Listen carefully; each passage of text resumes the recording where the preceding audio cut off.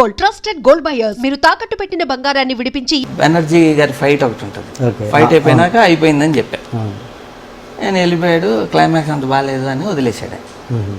దాని తర్వాత first day morning shooting కాకముందు మీరు నడుస్తుండగా చెప్పా 80% అయిపోయినాక చెప్పి సినిమా అంతా అయిపోయినాక ఫస్ట్ డే మార్నింగ్ షో చూసాడు. చూసి నాకు చెప్పలేదు ఈ క్లైమాక్స్. చెప్పలేదు, కావాలనే చెప్పలేదు. ఎందుకు చెప్పలేదు మరి? నాకు చెప్పొద్దు అవలా చెప్పలా. అక్కడితో అయిపోయిందని చెప్పాను. దాని తర్వాత చూసారు రే అనుకున్నాడు. కాకపోతే ఆ డిస్ట్రిబ్యూటర్ సుధాకర్ రెడ్డి, దాని తర్వాత సుధాకర్ రెడ్డి గారు అబ్బాయి నితిన్ హీరో అలా లింక్ అయిందనమాట. నితిన్ హీరో కావడం ఈయన తీసుకోకపోవడానికి అదంతా ప్లస్లు అయిపోయింది. మీరు మొన్న మహేష్ బాబు గారి గురించి ఏదో ఇంటర్వ్యూ మాట్లాడి తన టాపిక్ ఈ మీడియా గురించే మాట్లాడుకుంటే మీరు మాట్లాడింది ఏదో పక్కన పెట్టేసి మిగతాదంతా ప్రొజెక్ట్ చేశారు, నేను ఏదైతే అసలు విషయాన్ని మాట్లాడారో ప్రొజెక్ట్ చేయలేదని వచ్చారు. మీరు ఏదన్నా నిజంగా మీరు మాట్లాడింది కట్ చేశారో మీడియా అనుకుంటే కనుక ఇప్పుడు మా మీడియా మిమ్మల్ని అది ప్రాజెక్ట్ డెఫినెట్గా ఐ డ్రీమ్ డెఫినెట్గా మిమ్మల్ని ప్రొజెక్ట్ చేస్తుంది చెప్పొచ్చు. అంటే నేను యాజ్ ఇట్ ఈస్గా అందేంటంటే ఊరు దత్తత తీసుకున్నాడు మహేష్ బాబు, దీని గురించి మీ రియాక్షన్ ఏంటి అని అడిగాను. మామూలుగా ఎక్కువ మంది ఇటువంటివన్నీ చేసేది ఇన్కమ్ ట్యాక్స్ కోసం చేస్తుంటారు. అలా కాకుండా నిజంగా తీసుకుని ఉంటే, నిజంగా ఫుల్ హార్టెడ్గా చేసి ఉంటే కనుక హ్యాట్స్ ఆఫ్ టు హిమ్ అన్న. ఇది కట్ చేశారు, మిగతాది ఇన్కమ్ ట్యాక్స్ కోసం చేశారని పెట్టారు. లేదండి, అది కూడా వచ్చింది. దాని తర్వాత నేను చెప్పిందంటూ పెట్టారు తప్ప ఫస్ట్ వేసాడు చూసారా అతను మిగతాది వేయలే. Okay okay. దాంతో ఓహో, అందుకనే మీరు నన్ను ఇంటర్వ్యూ అడగగానే నేనేమన్నానంటే నేను చెప్పిన అన్నీ వేస్తానని చెప్పి పేపర్ మీద సంతకం పెట్టండి. ఇవాళ ఇంకో డిసైడ్ చేసా, ఇదే లాస్ట్ ఇంటర్వ్యూ, ఇంకేమన్నా చెప్పారు ముందే చెప్పారుగా, అది నా అదృష్టం అని చెప్పాను. ఇంకేమన్నా సరే నెక్స్ట్ సినిమా రిలీజ్ కూడా అయింది. ఓకే.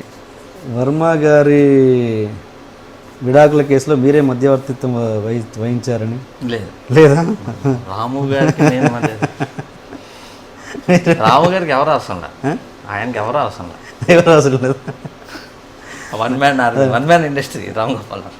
అంటే మీరంటే మీరు ఆయన బాగోలు చేసి మీ ఫ్యామిలీ మెంబర్, ఆయన మరీ దగ్గర వ్యక్తి కదా మీరు రామ్ గోపాల్ వర్మ గారికి. కానీ మనం రామ్ గోపాల్ వర్మ గారికి ఏ విషయంలో ఎవడ అవసరం లేదా?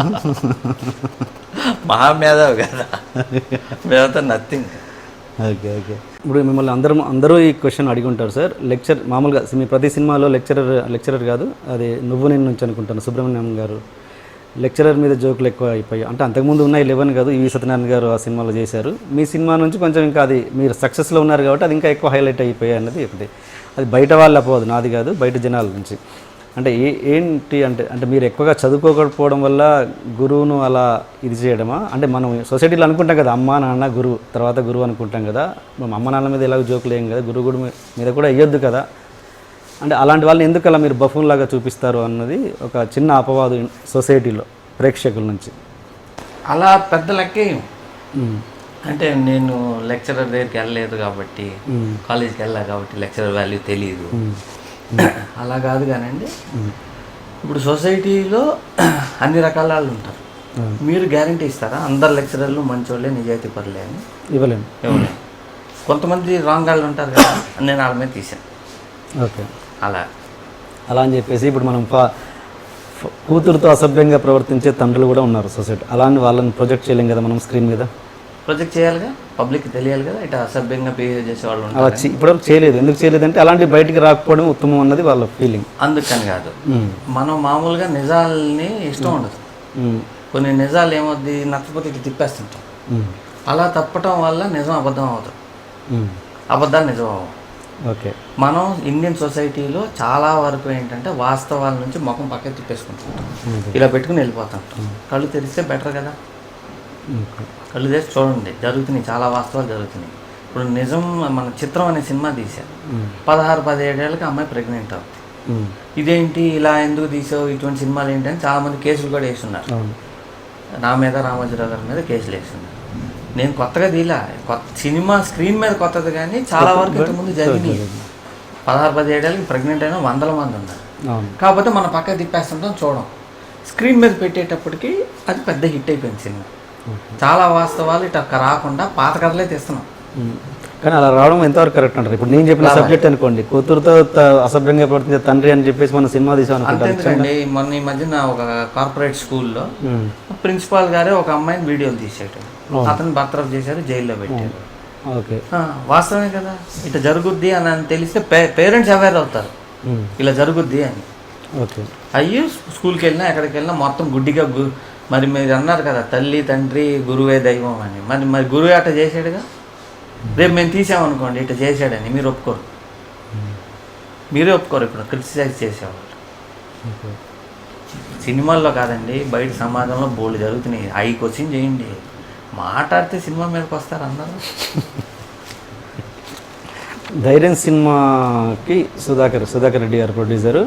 అది ఆ సినిమా మధ్య నడుస్తుండగానే తను వెళ్ళి పర్సనల్గా వెళ్ళి ఎడిటింగ్ చేశారు, ఏదో సంథింగ్ జరిగింది. అంటే అప్పటికే మీరు ఒక సక్సెస్లో ఉన్న డైరెక్టర్, అంత సక్సెస్లో ఉన్న డైరెక్టర్ సినిమాకి మధ్యలో వేలు పెట్టి ఎడిట్ చేసేంత ధైర్యం ఒక ప్రొడ్యూసర్కి వచ్చిందంటే, మీలాంటి డైరెక్టర్కి ఎలా జరిగిందంటే కొత్త డైరెక్టర్ల పరిస్థితి ఏంటి అసలు?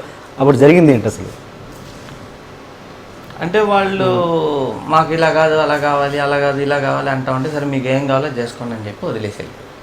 అంటే సుధాకర్ రెడ్డి గారితో మీ ఫస్ట్ మూవీ కదా అంటే అది? సుధాకర్ రెడ్డి గారితో మాకు పరిచయం ఎక్కడండి, నువ్వు నేను ఆయనే డిస్ట్రిబ్యూటర్. ఆ ప్రొడ్యూసర్గా ఫస్ట్ సినిమా కదా ధైర్యం. ఆయన ఏషియన్ ఎంటర్టైన్మెంట్ అని. అంటే నేను ఏంటంటే అంత వాళ్ళ అబ్బాయిని ఇంట్రొడ్యూస్ చేశారు, ఒక హిట్ సినిమా డిస్ట్రిబ్యూషన్ ఉండాలి. ఫిల్మ్ ఇండస్ట్రీలో విశ్వాసాలు ఉండవు, మీరు విశ్వాసం దగ్గరికి వెళ్ళద్దు అసలు. విశ్వాసం అంటే ఏంటి అదండి చాలా తక్కువ ఉంటుంది. ఓకే, కొంతమందికి మంచి మనుషులు ఉంటారు కదా, వాళ్ళకే విశ్వాసం ఉంటుంది. ఓకే, మీరు అది మర్చిపోండి, విశ్వాసం అనేది లేదు ఇండస్ట్రీ. సో ఇప్పుడు ధైర్యం సినిమా రిజల్ట్లో మీ పార్ట్ ఏం లేదంటారా ఎట్లా? అంటే ఆ సిచ్యువేషన్లోకి వెళ్ళాం కదా, అటువంటి పరిస్థితుల్లోకి వెళ్ళటానికి కారణం నేనే కాబట్టి నాదే బాధ్యత. ఓకే, తప్పించుకుంటాం ఎందుకు? మీరు మీడియా పరంగా ఈ ఇండస్ట్రీలో మీరు అసలు చాలా స్ట్రైట్ ఫార్వర్డ్, స్ట్రాంగ్గా, కఠినంగా ఇంత అసలు దడదడలు ఆడిస్తుంటారు కదా ఇండస్ట్రీని. ఇంట్లో ఎలా ఉంటారు మీరు? అంటే పులి టైప్, బయట ఏమో పులి టైపు, మరి ఇంట్లో పులి టైప్ అయినా పిల్లి టైపా? ఇలా మీ కుటుంబంలో ఎలా ఉంటారు? ఎక్కడైనా ఒకటే, నేను పెద్ద యాక్టింగ్లు ఏమి ఉండవు. అంతేనా? ఇంట్లోకి వెళ్తే కూడా ఏం చేస్తాను, నేను ఎక్కువ మాట్లాడతాం ఏమి ఉండవు, పుస్తకం చదువుకుంటుంటా ఎక్కువ. మీ పిల్లలతోటి, మీ మిసెస్ తోటి ఎలా ఉంటుంది మీరు రిలేషన్? బాగా వాళ్ళు మాట్లాడుతుంటారు, నేను వింటుంటా. ఇప్పుడు ఎప్పుడు అంతే, వాళ్ళు మాట్లాడుతుంటారు, నేను వింటా ఉంటాను. మీ పిల్లలు మీ సినిమాలు చూసి నచ్చిన సినిమాలు నచ్చినవి ఉంటే, ఏగినవి ఉంటే. ఇప్పుడు హోరాహోరీ చూసాడు మా అబ్బాయి, ఓకే, చూసి అవుట్డేటెడ్ ఫిలిం, చాలా చెత్తగా ఉంది అసలు, ఇది నీ సినిమా లాగా లేదు అన్నట్టు. తనకి నచ్చిన సినిమా ఏంటి మీ దాంట్లో? నిజం. Subscribe iDream Media. Please do subscribe to iDream. Please subscribe to iDream Media. For best entertainment and information, please subscribe iDream. And don't forget